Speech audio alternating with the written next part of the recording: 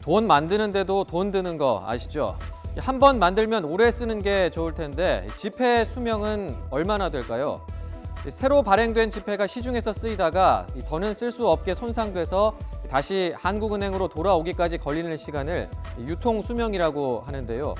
한국은행이 추정한 올해 지폐 유통 수명은 이렇습니다. 1,000원과 5,000원은 4년 남짓 쓰고 또 10,000원은 10년 넘게, 그리고 50,000원은 13년 정도 쓴다는 건데 소액권보다 고액권의 수명이 훨씬 길죠. 구매액이 10,000원이 안 될 때 현금을 내는 비중이 76%가 넘는다는 조사 결과도 있는데요. 그만큼 사람 손을 많이 타는 소액권은 수명이 짧고, 반면에 주로 예비용 현금으로 고이 보관되는 고액권은 수명이 길다는 겁니다. 액면가와 상관없이 이 지폐의 전반적인 수명은 늘고 있습니다. 우선 지난해와 비교하면 1,000원은 1개월, 5,000원과 10,000원은 이렇게 6개월씩 늘었는데 카드나 모바일 간편 결제가 증가한 영향이 크다는 게 한국은행의 분석입니다.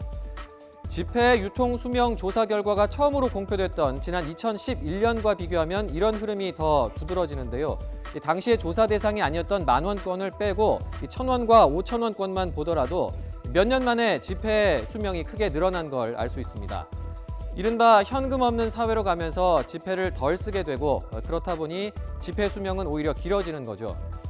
그럼 외국과 비교했을 때 우리나라 지폐 수명은 어떨까요? 발행을 시작한 지 10년 만에 이번에 처음 유통 수명 추정 결과가 나온 50,000원권부터 보면 비교 대상 8개 국가 가운데 5위로 아주 긴 편은 아닙니다.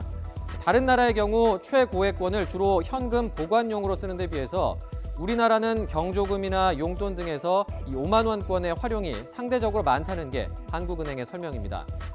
중간액권인 10,000원의 경우 8개 국가 중에 호주에 이어서 두 번째로 수명이 길었고, 이 소액권인 1,000원은 미국과 호주에 이어서 세 번째로 수명이 길었습니다.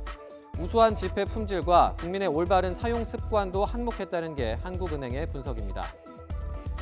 하지만 올해 상반기에만 못 쓰게 된 지폐가 3억 4천만 장, 액수로는 2조 원이 넘는 것도 사실입니다.